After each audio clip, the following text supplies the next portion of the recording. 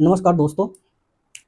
आइए आज हम ईच ऑफ, आइदर ऑफ और नाइदर ऑफ के प्रयोग को देखेंगे, क्योंकि 99% स्टूडेंट इनमें गलतियां करते हैं। क्यों? जब इनके बाद कोई प्लूरल नाउन या प्रोनाउन प्रयोग होता है तो यह मान के चलते हैं कि नाउन या प्रोनाउन जो है प्लूरल फॉर्म में है, तो इसके साथ आने वाला वर्ब या हेल्पिंग वर्ब भी प्लूरल फॉर्म वाला होगा। लेकिन यही गलती जो है वाक्य को गलत कर देते हैं। तो आज हम इस वीडियो में सही यूज कैसे करना है, सही हेल्पिंग वर्ब या वर्ब का प्रयोग कैसे करना है जानेंगे। तो चलिए सबसे पहले देखते हैं कि ईच, आइदर और नाइदर ये क्या होते हैं। यानी यह डिस्ट्रीब्यूट प्रोनाउन होते हैं और जो क्या करते हैं, अलग अलग करके दिखाने का कार्य करते हैं। तो सबसे पहले ईच आप का देखेंगे। तो ईच आप क्या करता है, यानी कुछ व्यक्तियों या वस्तुओं के समूह में से प्रत्येक या हर एक को अलग अलग करके दिखाता है।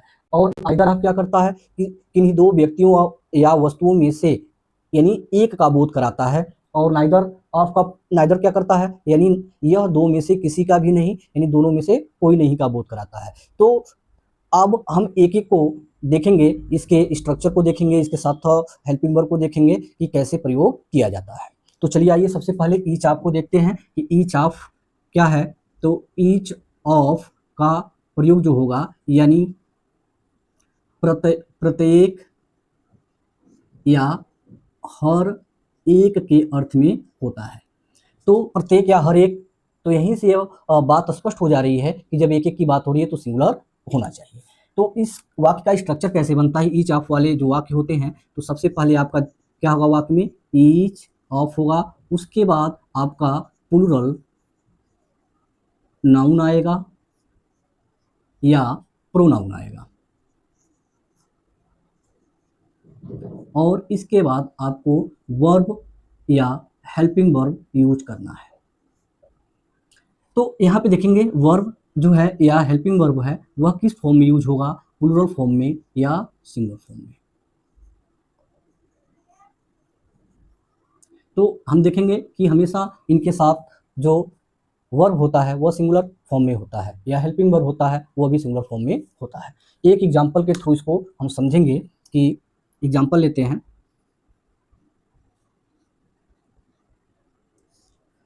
जैसे ईच ऑफ दीज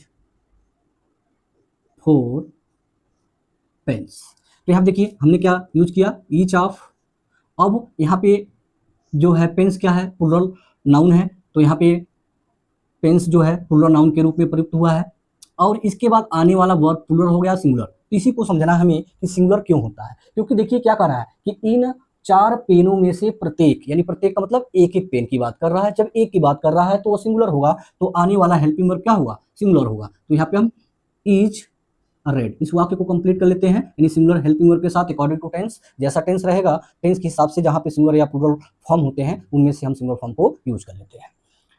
अब आते हैं आइदर ऑफ के प्रयोग पर कि आइदर ऑफ का प्रयोग किस रूप में होता है। तो सबसे पहले हम देखेंगे आइदर ऑफ का अर्थ क्या होता है। आइदर ऑफ, ठीक है, यानी दो में से कोई एक, दो में से कोई एक। तो देखिए आइदर यानी दो में से किसी एक की बात करता है, तो जब एक की बात कर रहा है तो ये भी सिंगुलर का बोध कराएगा।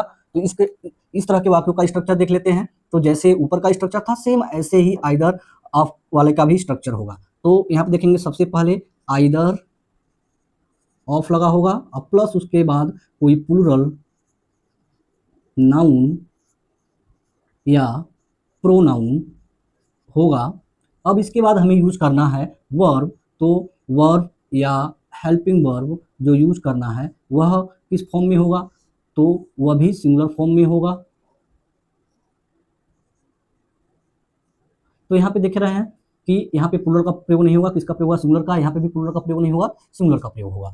तो अब एक एग्जांपल लेते हैं इसमें कि आइदर ऑफ 2 बॉयज। अभी क्या कह रहा है कि आइदर ऑफ 2 बॉयज, यानी दो लड़कों में से कोई एक। जब एक की बात कर रहा है तो जब वर्ब लगेगा तो कौन सा लगेगा, सिंगुलर फॉर्म वाला लगेगा। तो वाज पास्ट टेंस में लेते हैं, वाज जेंटल। कह रहा है दोनों लड़कों में से कोई एक सज्जन था। तो यहाँ पे देखिए, अब यहाँ पे आपका जो नाउन है या प्रोनाउन है वह प्लूरल दिख रहा है, तो हम मिस्टेक यहीं पे करते हैं, किसी को देखते हैं कि ये प्लूरल फॉर्म में है तो यहाँ पे आने वाला जो वर्ब या हेल्पिंग वर्ब होगा उसका भी प्लूरल फॉर्म में इस्तेमाल कर देते हैं, जो कि गलत हो जाता है। और जब हम पूरा कंप्लीट सेंस लेते हैं इनका तो हमें पता चलता है कि यह तो सिंगुलर का बोध करा रहा है, तो वर्ब या हेल्पिंग वर्ब क्या होना चाहिए, सिंगुलर होना चाहिए। अब लास्ट तीसरा देखते हैं नाइदर ऑफ का प्रयोग। तो नाइदर ऑफ क्या करता है, इसको भी देख लेते हैं। यानी नाइदर ऑफ का मतलब क्या होता है, इनका प्रयोग कहाँ पे किया जाता है, तो नाइदर ऑफ यानी दो में से कोई नहीं, यानी दो में से कोई नहीं, यानी किसी दो व्यक्ति या वस्तु में से, यानी किसी का या किसी का नहीं, कह सकते हैं कि उनमें से किसी का भी बोध नहीं कराता है। तो अब इसका स्ट्रक्चर देखेंगे तो ये भी ऐसे सेम जैसे आइदर आर का है वैसे ही इसका भी स्ट्रक्चर है कि नाइदर ऑफ, अब इसके बाद क्या आएगा आपका, कोई प्लूरल नाउन आएगा या प्रोनाउन आएगा, और इसके बाद आपका क्या आएगा, वर्ब कोई या हेल्पिंग वर्ब कोई आएगा। तो इसमें भी देखना है आपको क्या कि फॉर्म कौन सा लगेगा, प्लूरल वाला फॉर्म लगेगा या सिंगुलर फॉर्म लगेगा। तो इसमें भी प्लूरल फॉर्म का प्रयोग नहीं होगा, किसका होगा, सिंगुलर फॉर्म का प्रयोग होगा। चलिए एक एग्जांपल के थ्रू समझते हैं कि नाइदर ऑफ देम, तो देम यहाँ पे क्या है, प्रोनाउन है और जो कि क्या है, प्लूरल है। तो यहाँ पे देखेंगे क्या कर रहा है कि उनमें से कोई नहीं, अब कोई नहीं है तो सिंगुलर का बोध होगा, तो हेल्पिंग वर्ब जो है हमारा सिंगुलर फॉर्म वाला ही होगा। तो यहाँ पे हम क्या करेंगे कि सिंगुलर फॉर्म वाला हेल्पिंग वर्ब लगा दिए, यानी neither of them knows this matter, यानी उनमें से कोई नहीं यह मामला जानता है।